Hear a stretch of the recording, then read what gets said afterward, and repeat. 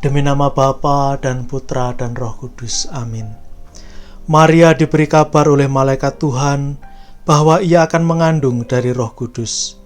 Salam Maria, penuh rahmat, Tuhan sertamu.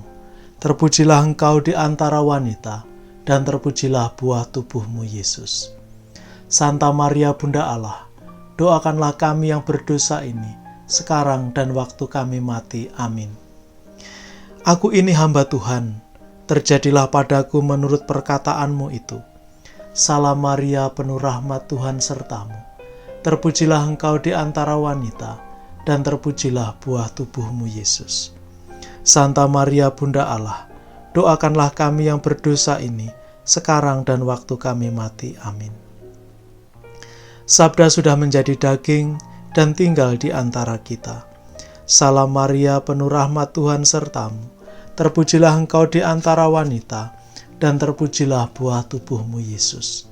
Santa Maria, Bunda Allah, doakanlah kami yang berdosa ini, sekarang dan waktu kami mati. Amin. Doakanlah kami ya Santa Bunda Allah, supaya kami dapat menikmati janji-janji Kristus.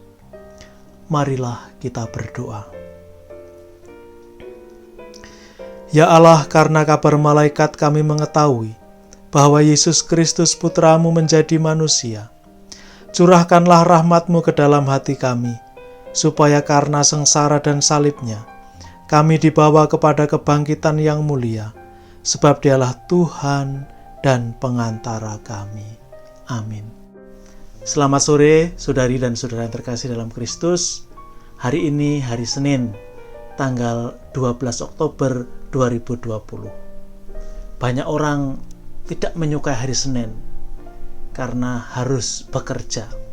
Tetapi saya percaya Anda adalah bagian orang-orang yang selalu mensyukuri hari bekerja, karena memperoleh pekerjaan adalah sebuah berkat. Kemarin kita sudah melihat proses kelahiran Yesus bagian yang pertama. Kita juga sudah melihat bagaimana Allah bekerja dalam diri setiap manusia. Bahkan terkadang manusia itu tidak sadar karya mereka dipakai oleh Allah.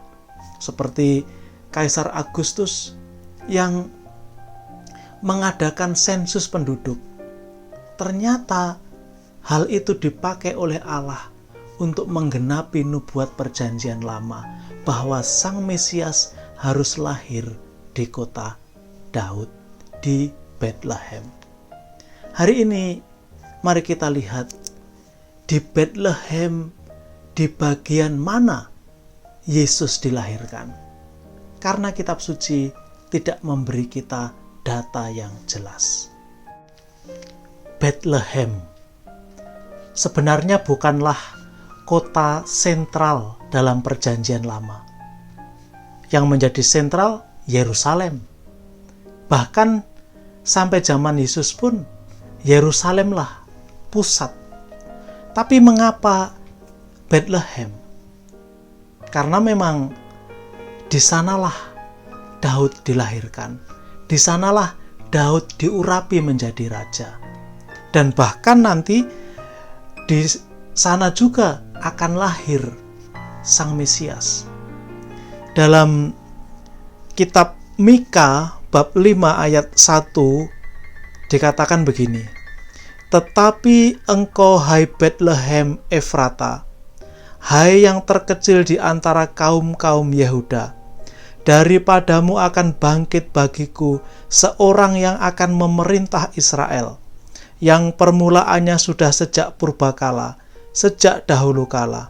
Sebab itu ia akan membiarkan mereka sampai waktu perempuan yang akan melahirkan telah melahirkan. Jadi memang sudah dinubuatkan, seperti yang saya katakan tadi. Tuhan Allah menggunakan kuasa manusia, yaitu Kaisar Agustus waktu itu, sehingga Sang Mesias lahir di Bethlehem. Kota kecil, tetapi dipilih Tuhan.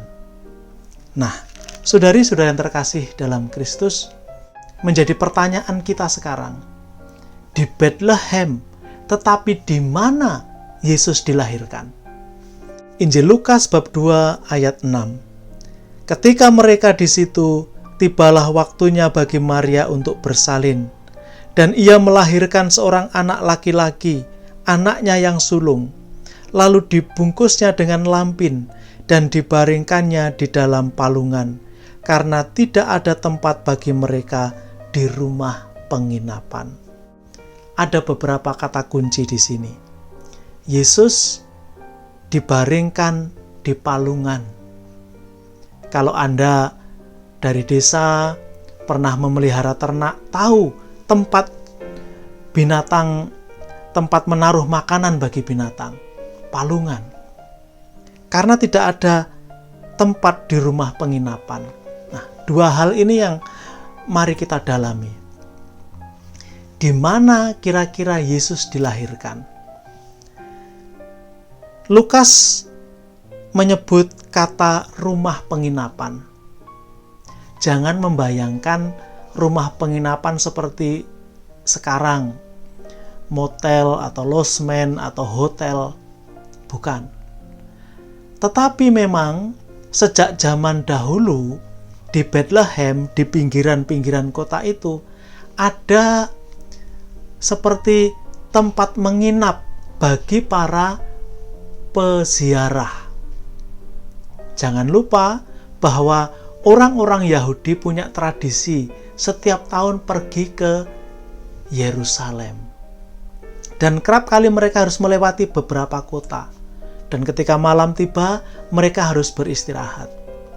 Biasanya tempat penginapan seperti ini itu dipakai bersama-sama tidur bersama juga di situ. Nah, pada umumnya tempat penginapan ini ada seperti rumah panggung begitu. Kalau kita seperti rumah panggung, yang bagian atas untuk orang, yang bagian bawah untuk binatang. Mengapa? Karena biasanya mereka tidak jalan kaki, tapi entah naik keledai atau pasti membawa barang-barang. Dan bagian bawah itu untuk mengikat binatang-binatang mereka.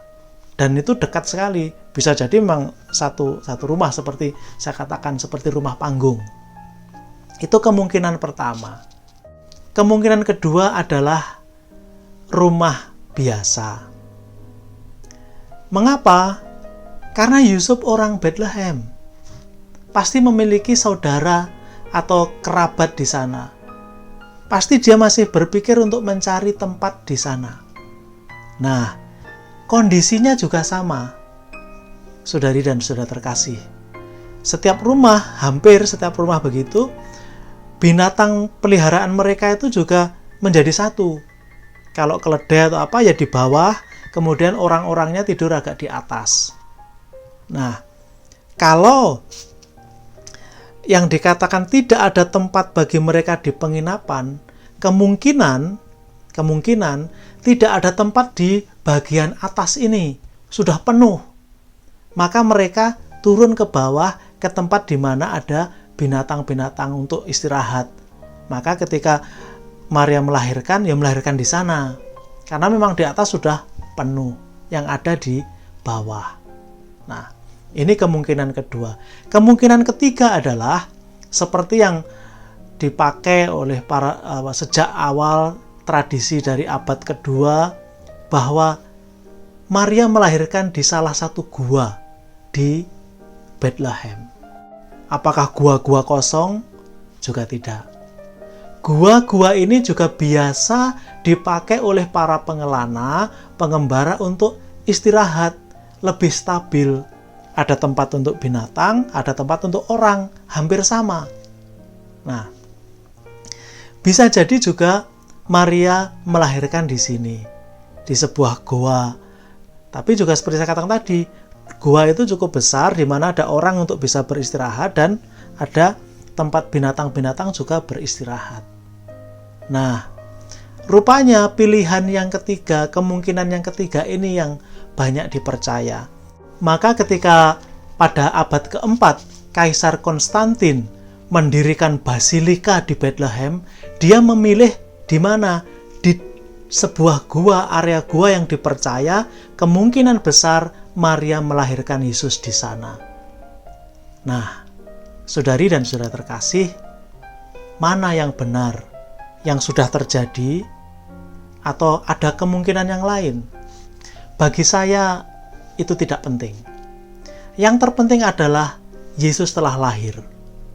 Yesus Sang Mesias, Raja segala raja itu lahir dalam segala kemiskinannya. Bayangkan, Anda yang pernah melahirkan pasti mempersiapkan agar proses kelahiran itu layak, sebaik-baiknya. Dan ini Sang Mesias, Raja segala raja ini lahir dalam segala kemiskinannya. Mau menunjukkan kepada kita bahwa Allah yang begitu berkuasa pun memulai proses penyelamatannya dari titik yang paling dasar. Lahir sebagai seorang yang miskin semiskin-miskinnya. Maka satu hal yang bisa kita renungkan, Maria dan Yosef pasti juga memiliki rencana. Ketika istrinya sudah hamil tua, pasti Yosef juga sudah mempersiapkan segala sesuatu di Nazaret sana. Tetapi ketika harus pergi, mereka toh pergi. Mereka mengikuti.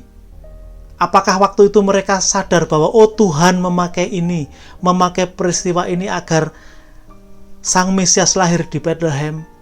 Mungkin mereka tidak tahu sama sekali. Mungkin mereka juga pusing, bingung. Tetapi mereka menjalani semuanya. Mereka menjalani semuanya dengan penuh iman. Setidaknya kita tidak mendengar nada protes, nada komplain. Hal ini bisa menjadi permenungan bagi kita. Kalau misalnya keinginan kita, rencana-rencana kita, proyek-proyek kita berjalan seperti yang tidak kita inginkan, apakah kita marah? Apakah kita kecewa? Apakah kita frustasi? Atau kita mencoba melihat mungkin Tuhan memiliki rencana lain untuk mengarahkan ke tempat yang lebih jelas, mengarahkan agar apa yang kita lakukan sungguh sesuai dengan kehendak Tuhan. Besok kita akan menyelesaikan proses kelahiran ini. Bagaimana para gembala datang dan seterusnya. Hari ini cukup sampai di sini. Tuhan memberkati. Demi nama Bapa dan Putra dan Roh Kudus. Amin.